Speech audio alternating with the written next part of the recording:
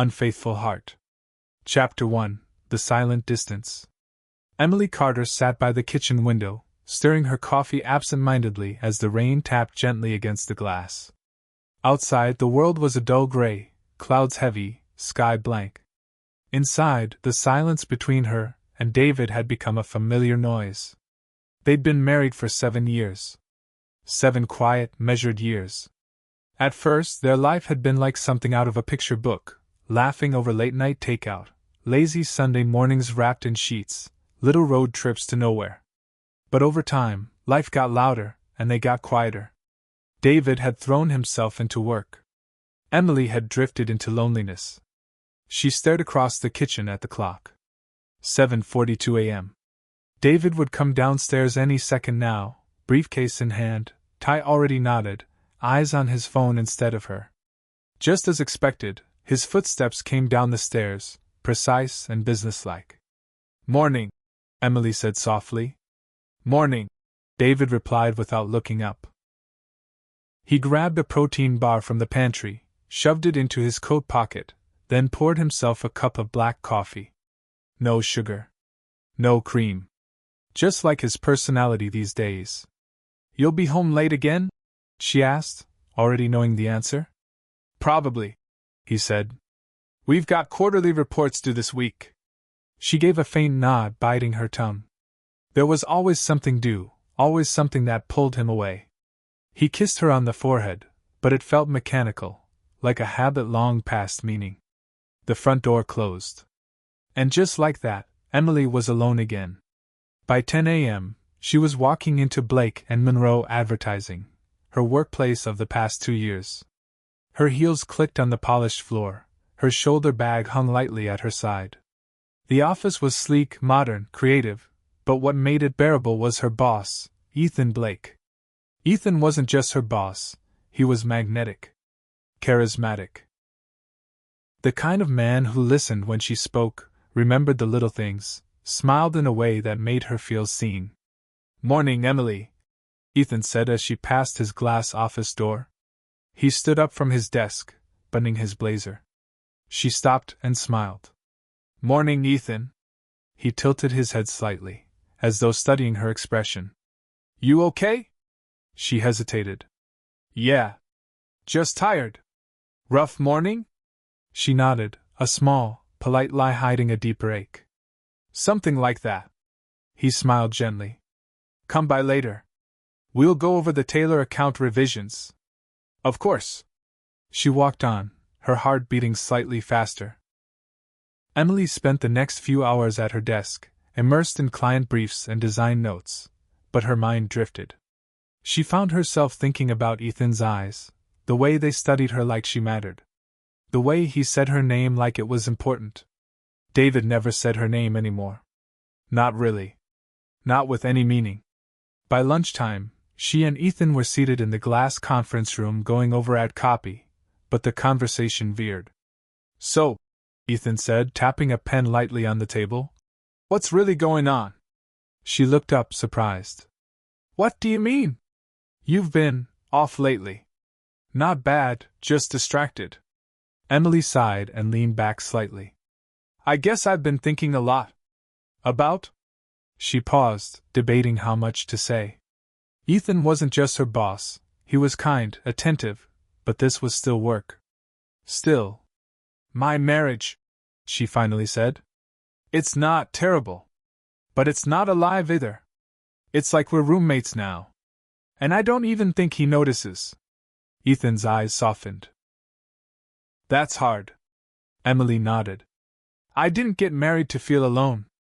There was a beat of silence. Then Ethan said quietly, "You deserve more than that."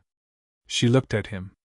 There was no agenda in his face, no manipulation, just a man telling her what he saw. And for some reason that made her chest tighten. "Thanks," she whispered. That evening, David came home past 9 p.m. Emily had reheated dinner. He barely noticed. She sat across from him as he scrolled through emails. "How was work?" she asked.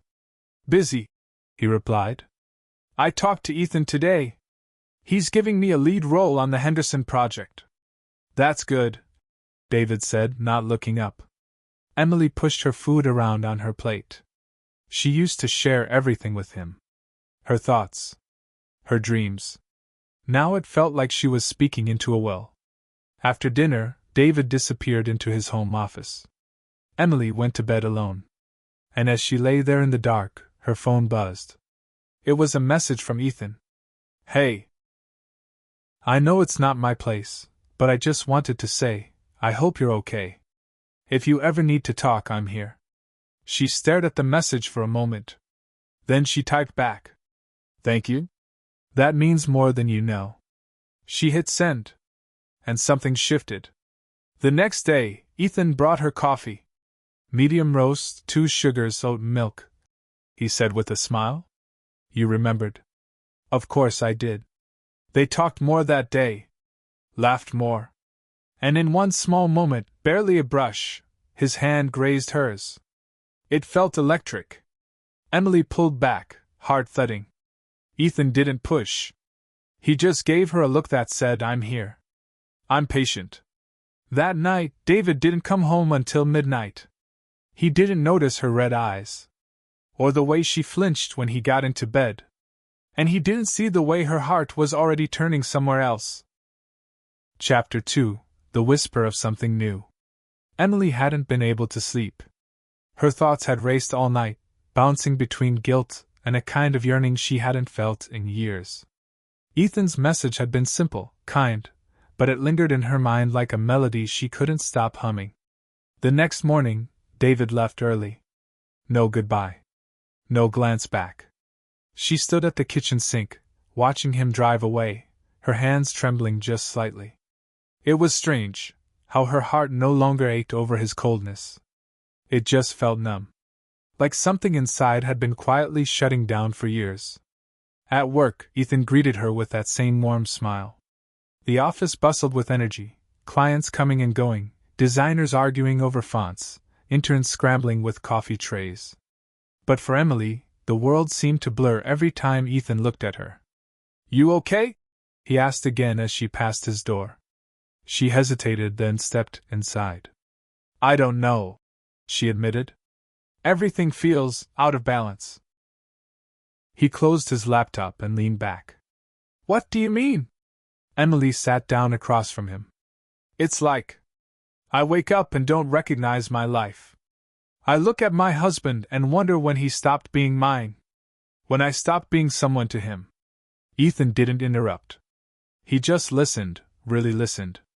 Sometimes, she continued, her voice quieter, I feel like I'm disappearing. You're not invisible, Emily, he said gently. Not here. Not to me. Their eyes locked. Something flickered. She looked away quickly, heart racing. I shouldn't be talking about this with you. Why not? Because it's personal. And you're my boss. And married women shouldn't. He cut her off, gently but firmly. Shouldn't feel what? Seen? Valued? That's not wrong, Emily. Silence settled between them again, thick with unsaid things. Over the next few weeks, things shifted, subtly, slowly, but undeniably. Emily and Ethan began spending more time together, first on work, then coffee breaks, then walks to their cars. Little by little, boundaries softened. He made her laugh again. He noticed when she wore something new. He complimented her ideas during meetings in ways David never did. One afternoon, during a late strategy session, Ethan leaned over her shoulder to point something out on her screen. His breath was warm on her neck. Their heads were close, too close. Her pulse thundered. She turned to look at him. He looked at her lips. Time paused. For a moment, it felt like gravity pulled them toward each other. The air between them cracked with tension. But then Emily stood up abruptly. I should go.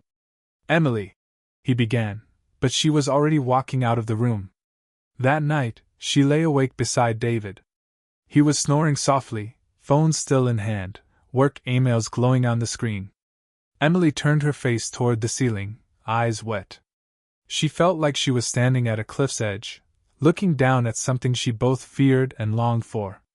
What was worse, falling, or staying stuck? A week later, everything changed. It was a Friday night. David had cancelled their anniversary dinner, something about a late investor call. Emily sat alone at the restaurant for 20 minutes before quietly leaving. She didn't go home. She went to the office. Ethan was there, working late, just as she knew he would be. He looked up, surprised. "Emily?"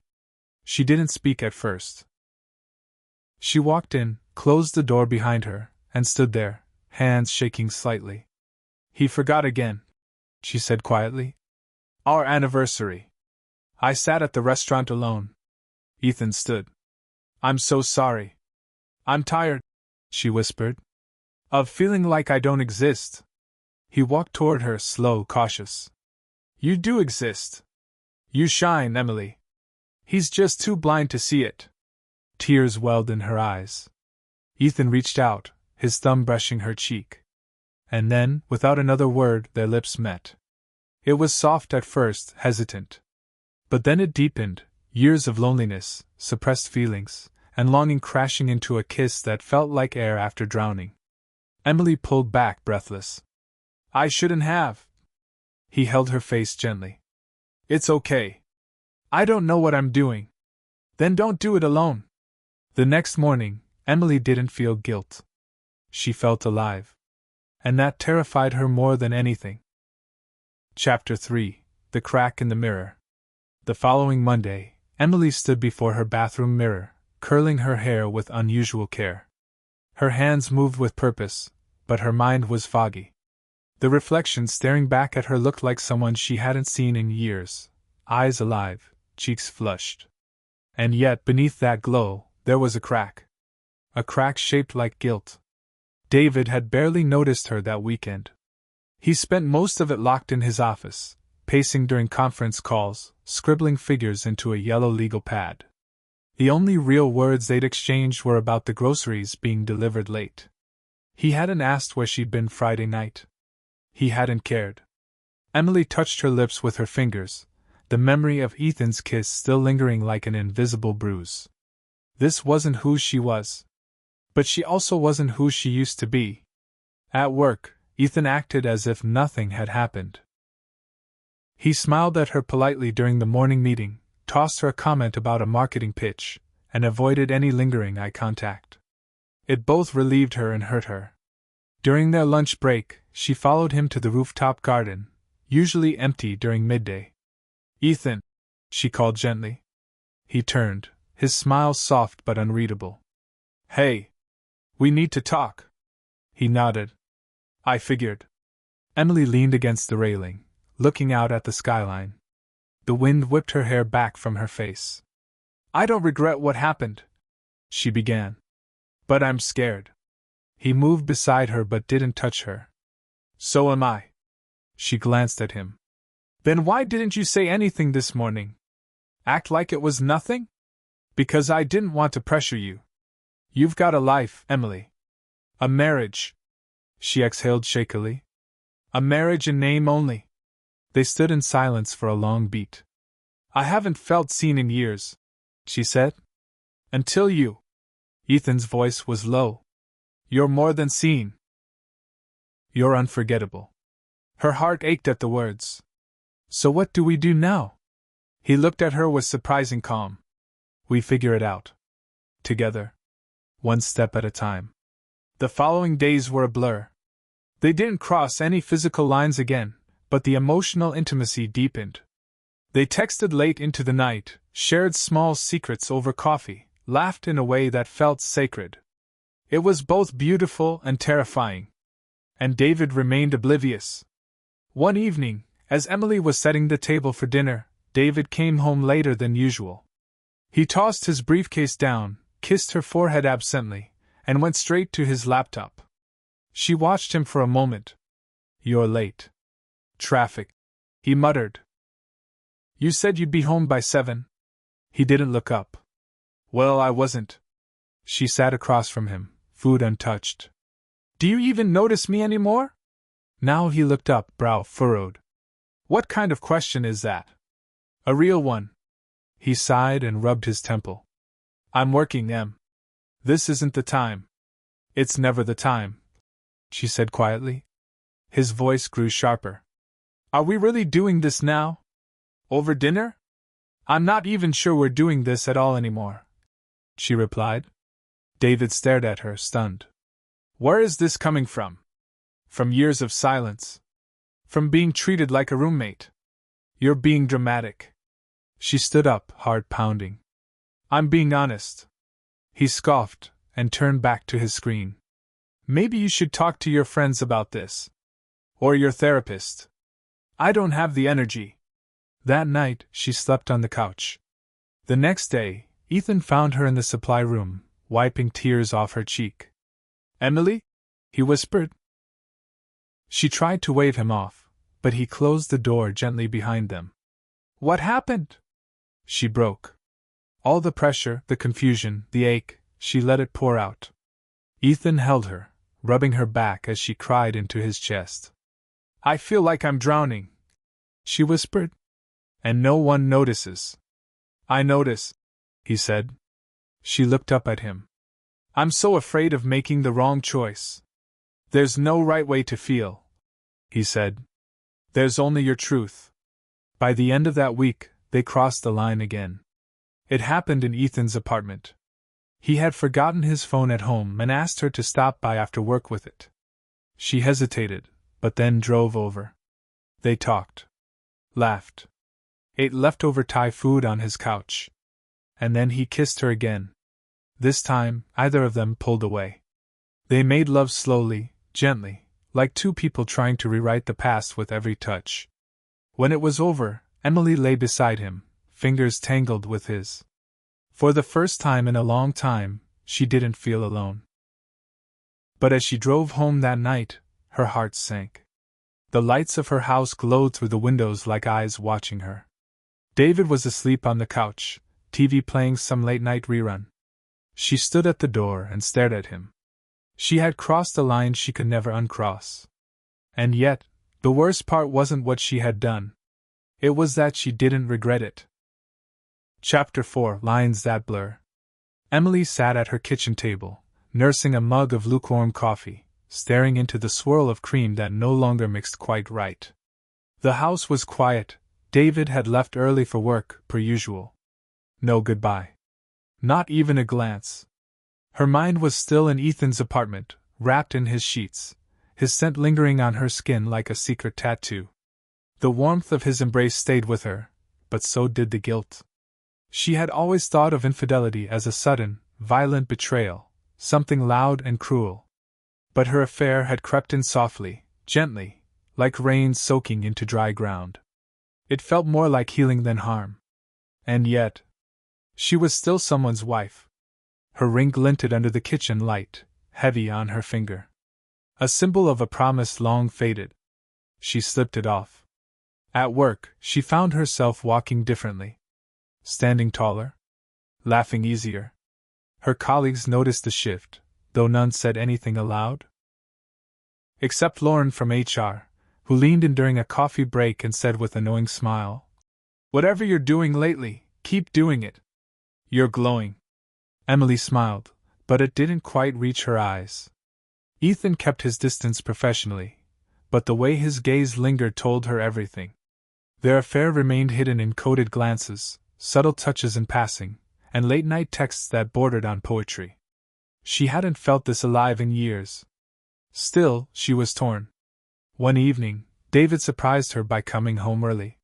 He stood in the doorway with takeout in hand, Thai food, her favorite.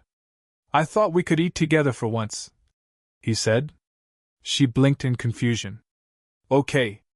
They sat at the table, picking at noodles and spring rolls. David cleared his throat. "I know things have been rough. I haven't been present." Emily stared at him, uncertain of where this was going. "I've been buried in work, trying to get promoted. I thought if I could provide more, you'd be happy." She looked down. "You never asked me what I really wanted." He winced. "You're right. I didn't." There was a long pause. "Are we too far gone?" he asked. She wanted to lie. To say no. To say they could fix things.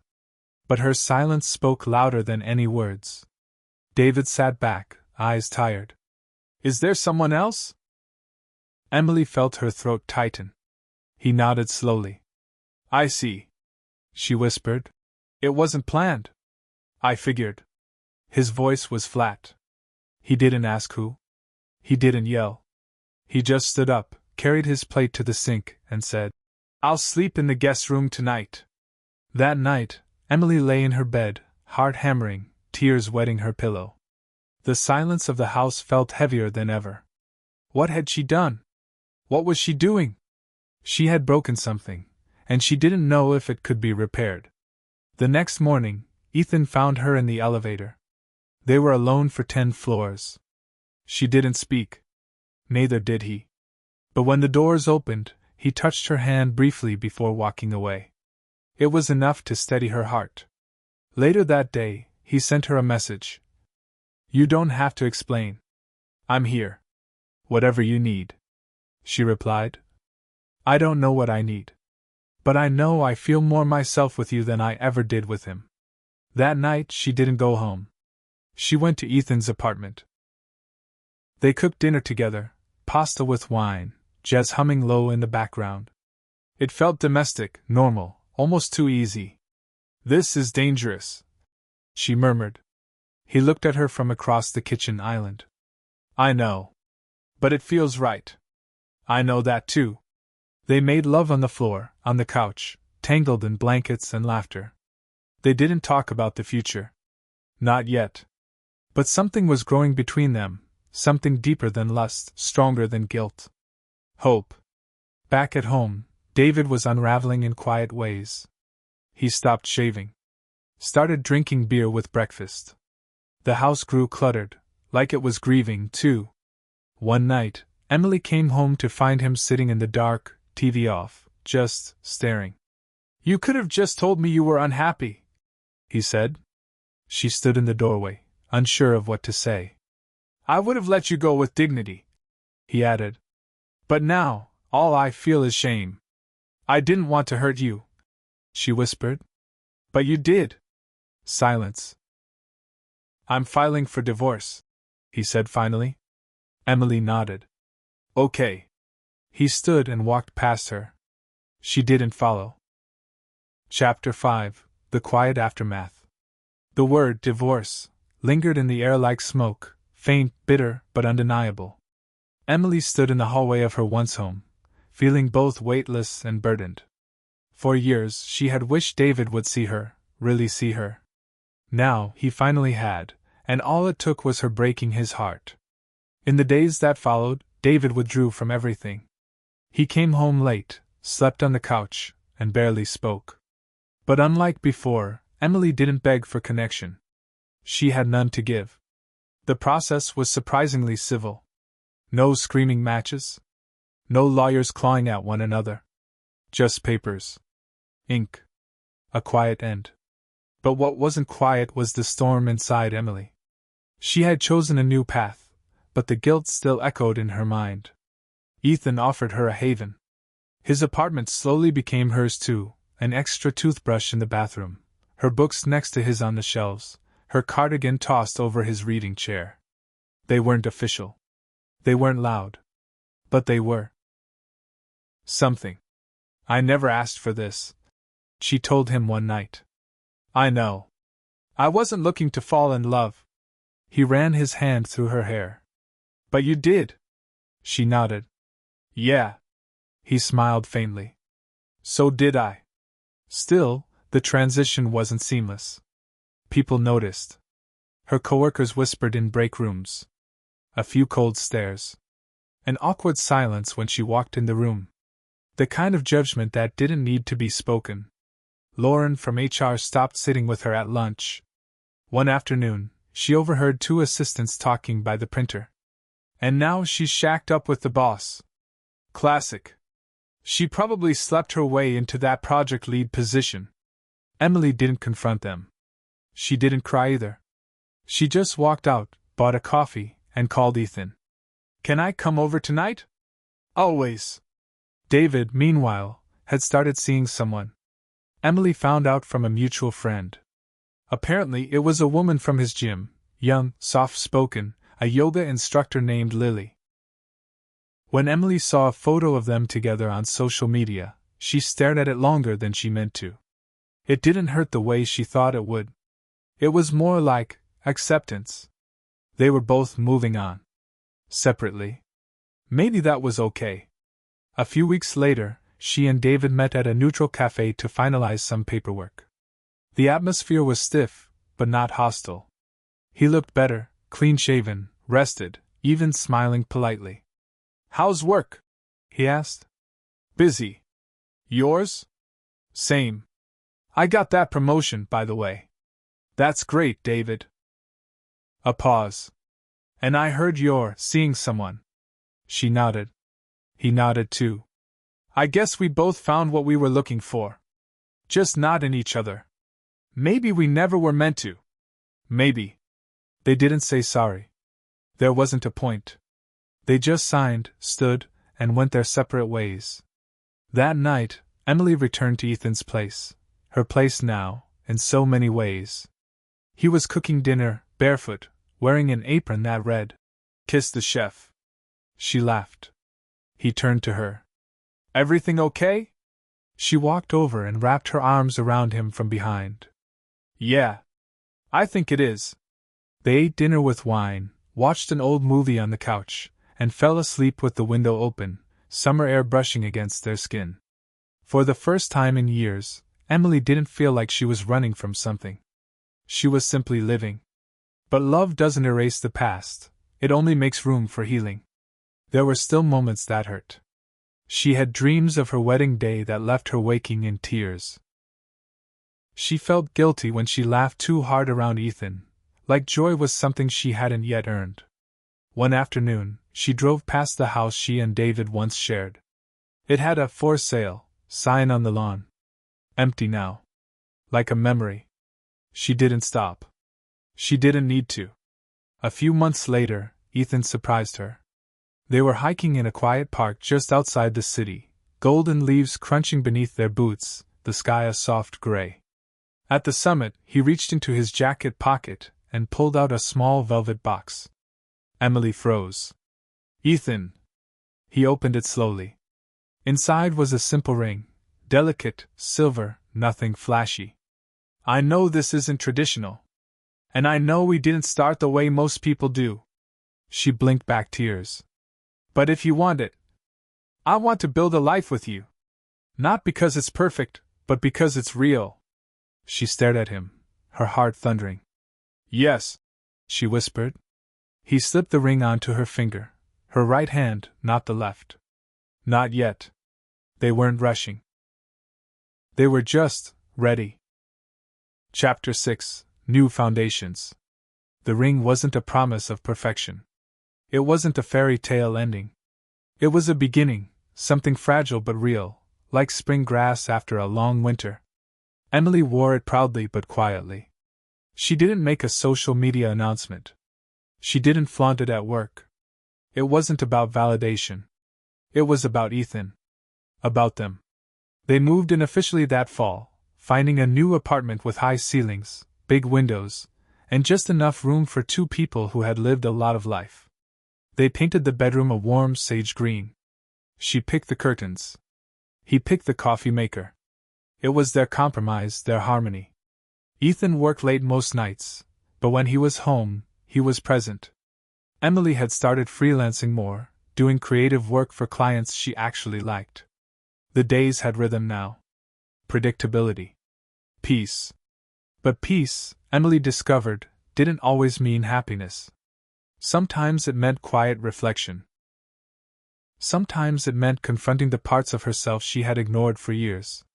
One rainy evening, curled up on the couch, Ethan asked, "Do you ever miss him?" She didn't pretend to misunderstand. "David." She looked at her cup of tea. "Not him. But the safety. The certainty." Ethan nodded. "That makes sense. Do you ever think I'm a terrible person? For what I did?" He turned to her. "No. I think you were deeply unhappy. And brave enough to make a painful choice. she exhaled. I just never want to hurt you like that. He smiled softly. Then don't. But if you ever feel like we're drifting, talk to me. Promise? Promise. They kissed gently, a moment of mutual understanding. That winter, Emily received an unexpected call. Her father was in the hospital. She hadn't spoken to her parents much since the divorce. They had been disappointed. Old-fashioned. Embarrassed, maybe? Ethan drove her 6 hours to her hometown. He waited in the lobby while she sat beside her father's hospital bed, holding his weathered hand. They talked. Not just about the surgery, or the health issues, but about everything. About her childhood. About her marriage. About how her mom had cried when she found out the truth. We thought you were making a mistake, her father admitted. But maybe staying would have been the bigger one. It wasn't a full apology, but it was enough. After her father was discharged, Emily stayed a few days to help her mother organize things. Ethan returned to the city for work, texting her updates and pictures of their dog's ridiculous sleeping positions. One night, her mother knocked on her childhood bedroom door. He makes you happy? Emily smiled. Yeah. He really does. Her mom nodded. Then I guess we can get over how it all started. As long as it ends right. Back in the city, life resumed its quiet beat. Emily and Ethan planned a small engagement dinner. Just a few friends. Candles. Laughter. Even David sent a text. I heard. Congratulations. I hope he gives you everything you were looking for. She stared at the message for a long time. Then replied, Thank you. I hope you found peace too. No more. No less. Chapter 7, Echoes and Edges. Spring came late that year, hesitant and shy, like a guest unsure of their welcome. The city, once dull and gray, started blooming again, small pink buds along the sidewalks, bursts of green creeping through fences. Emily and Ethan took long walks on weekends, hand in hand, weaving through farmers' markets and book fairs. I like this version of you, Ethan said one afternoon, watching her examine a bunch of wildflowers. What version is that? Light. Like you're finally breathing fully. She tucked a strand of hair behind her ear and smiled. That's what love is supposed to do, right? Not suffocate you. Not put you in a cage. He nodded. Exactly. At work, Emily noticed a shift too. She walked into rooms with more certainty. She pitched ideas with confidence. People listened. Some of the same colleagues who used to whisper behind her back now sought her input in meetings. The scandal had faded, and in its place, something stronger had grown: respect. Her boss, Maria, approached her one Friday. We're thinking of promoting you to creative lead. The role's expanding, and your name keeps coming up. Emily blinked. Really? Maria smiled. You've earned it. Your work, your leadership, people trust you now. Trust. That word felt heavy and precious. I'd love the opportunity, she said. But change always came with complications. David resurfaced, at a conference, of all places. She was attending as part of her new leadership role, and he was one of the guest speakers. Their eyes met across the lobby. He approached her with a cautious smile. Didn't expect to see you here. Same, she replied, keeping her tone neutral. They chatted briefly, small talk, professional pleasantries. But the undercurrent was undeniable. A shared past neither of them could erase. You look good, he said finally. Thanks. Life's been calmer. He hesitated. Do you ever wonder, what if we'd met under different circumstances? Emily shook her head gently. But we didn't. And that's okay. David nodded. You seem happy. I am. It wasn't a lie. It wasn't the whole truth either. But it was enough. That night, Emily called Ethan. Ran into David today. There was a pause. Then, how did it feel? Like a ghost. Familiar but no longer haunting. He exhaled. I'm glad. I told him I was happy. And I meant it. Mostly. Mostly? She hesitated. Sometimes I still feel guilty. Like there's a part of me waiting for the other shoe to drop. Like I don't fully deserve this. Ethan's voice softened. You don't have to punish yourself forever. We're not the sum of our worst moments. Her eyes welled. Thank you for reminding me. Anytime. That's kind of my job now, right? Fiancé privileges. She laughed, wiping her tears. You're annoying. But you love me. Yeah. I really do. As the conference ended, and she boarded her train back home, Emily stared out the window. The past was still part of her, like scars beneath the surface. But it no longer defined her. The woman she was now, stronger, kinder, a little wiser, was forged through fire and choices. And love. Real love. One that grew patiently, without rushing, without needing to conquer. She held her phone, scrolling through photos of her and Ethan, their first apartment, their weekend hikes, the silly selfies. Her future wasn't perfect. But it was hers. And that, she decided, was enough. Chapter 8: Forgiveness in Bloom. The train pulled into the station just as dusk painted the sky in hues of lavender and orange. Emily stepped onto the platform, her suitcase trailing behind her, the rhythm of its wheels echoing the beat of her heart. Home was only a few blocks away, yet she walked slowly, drinking in the fading light and the warmth of early spring. Ethan was waiting on the porch, coffee in hand, wearing a cozy sweater and a look of quiet contentment. He stood when he saw her and met her halfway down the walk. Missed you, he said, wrapping his arms around her. Me too. They didn't speak for a while, just stood together as the sun dipped below the horizon. Inside, their home felt warmer than usual, scented with lemon and rosemary from a candle burning in the kitchen. Over dinner, they talked about everything and nothing. The conference, the weather, a new recipe he tried and burned. Laughter filled the air again, unforced and free. It felt like a page had turned. Like they were writing a new chapter together. The next few weeks were a blend of professional triumph and personal grounding. Emily accepted the promotion and took to the role with enthusiasm. Ethan supported her every step of the way, helping her rehearse presentations, leaving encouraging notes in her laptop bag. One evening, after a long day, she returned home to find Ethan setting up a picnic in the backyard. Twinkling fairy lights hung in the trees, and soft music played from a speaker. What's all this? She asked. Just a Tuesday surprise. Thought we should celebrate you. They lay on a blanket, wine glasses in hand, surrounded by laughter and stars. For the first time in a long while, Emily felt deserving of joy. You know, she said, her voice soft, I used to think love had to be dramatic to be real. That if it wasn't breaking you open, it wasn't deep enough. And now? She smiled, resting her head on his shoulder. Now I know the real kind of love is quiet. Steady. It builds you instead of breaking you. Weeks passed. Emily found herself in a rhythm, working, building, healing. But guilt still knocked sometimes. Especially when she least expected it.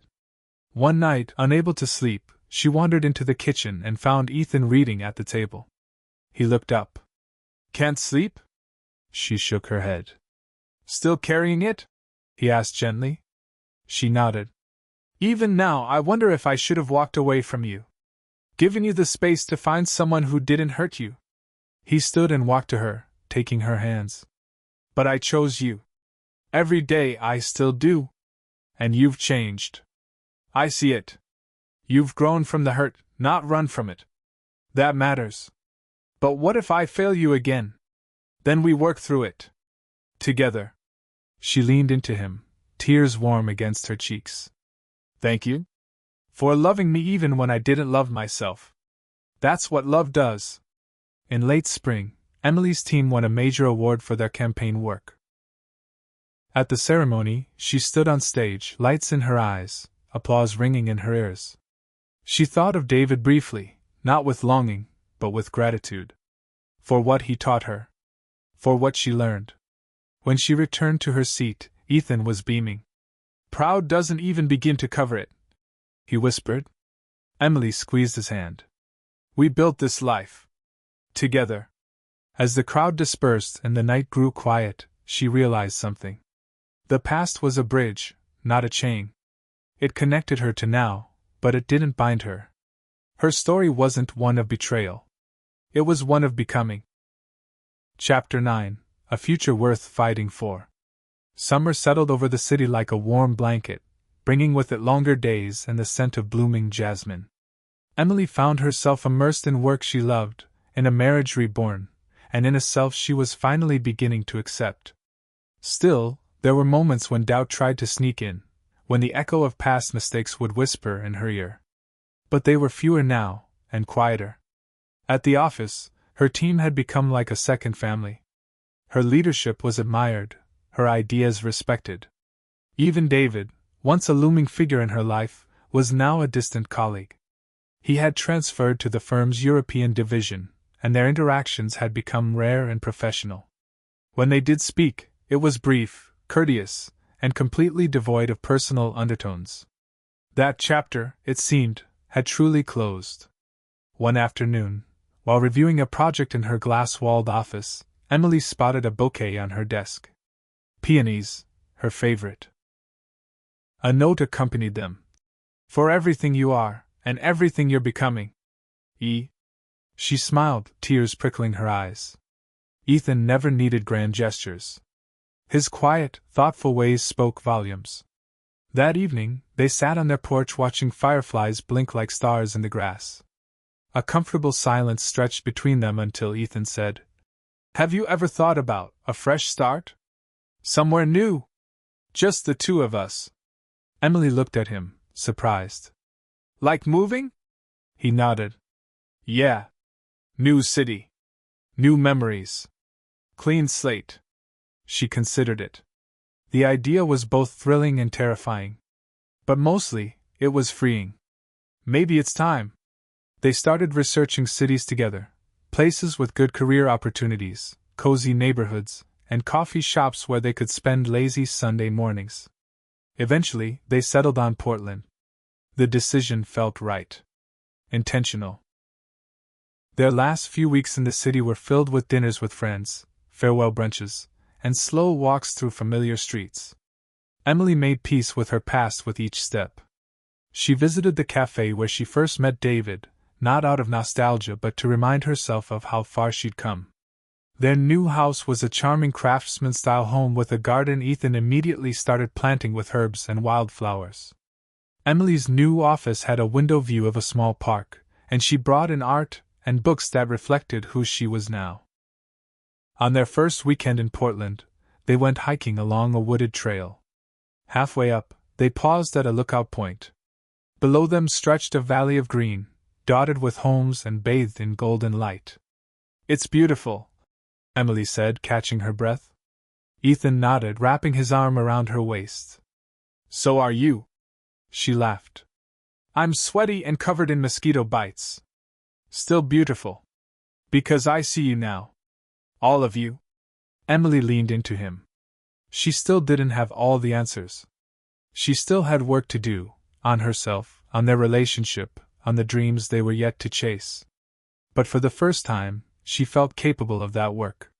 Together, they had walked through fire and come out holding hands. Later that night, lying in bed beneath soft sheets and an open window, Emily whispered, "Thank you for not giving up on me." Ethan brushed her hair back. "Thank you for not staying the same." Outside, the wind rustled through the trees. Inside, two hearts beat steady and strong. They weren't perfect. But they were honest. And they were in love. That, Emily thought as sleep pulled her under, was more than enough. Chapter 10: A Future Worth Fighting For. Summer settled over the city like a warm blanket, bringing with it longer days and the scent of blooming jasmine. Emily found herself immersed in work she loved, in a marriage reborn, and in a self she was finally beginning to accept. Still, there were moments when doubt tried to sneak in, when the echo of past mistakes would whisper in her ear. But they were fewer now, and quieter. At the office, Her team had become like a second family. Her leadership was admired, her ideas respected. Even David, once a looming figure in her life, was now a distant colleague. He had transferred to the firm's European division, and their interactions had become rare and professional. When they did speak, it was brief, courteous, and completely devoid of personal undertones. That chapter, it seemed, had truly closed. One afternoon, while reviewing a project in her glass-walled office, Emily spotted a bouquet on her desk. Peonies, her favorite. A note accompanied them. "For everything you are, and everything you're becoming. E." She smiled, tears prickling her eyes. Ethan never needed grand gestures. His quiet, thoughtful ways spoke volumes. That evening, they sat on their porch watching fireflies blink like stars in the grass. A comfortable silence stretched between them until Ethan said, "Have you ever thought about a fresh start? Somewhere new? Just the two of us." Emily looked at him, surprised. "Like moving?" He nodded.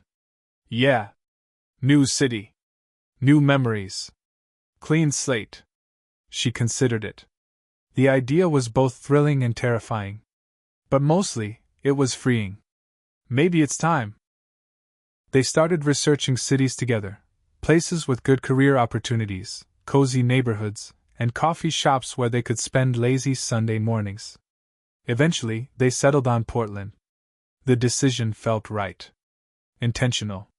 Their last few weeks in the city were filled with dinners with friends, farewell brunches, and slow walks through familiar streets. Emily made peace with her past with each step. She visited the cafe where she first met David, not out of nostalgia but to remind herself of how far she'd come. Their new house was a charming craftsman-style home with a garden Ethan immediately started planting with herbs and wildflowers. Emily's new office had a window view of a small park, and she brought in art and books that reflected who she was now. On their first weekend in Portland, they went hiking along a wooded trail. Halfway up, they paused at a lookout point. Below them stretched a valley of green, dotted with homes and bathed in golden light. "It's beautiful," Emily said, catching her breath. Ethan nodded, wrapping his arm around her waist. "So are you." She laughed. "I'm sweaty and covered in mosquito bites. Still beautiful. Because I see you now. All of you." Emily leaned into him. She still didn't have all the answers. She still had work to do, on herself, on their relationship, on the dreams they were yet to chase. But for the first time, she felt capable of that work. Together, they had walked through fire and come out holding hands. Later that night, lying in bed beneath soft sheets and an open window, Emily whispered, "Thank you for not giving up on me." Ethan brushed her hair back. "Thank you for not staying the same." Outside, the wind rustled through the trees. Inside, two hearts beat steady and strong. They weren't perfect. But they were honest. And they were in love. That, Emily thought as sleep pulled her under, was more than enough.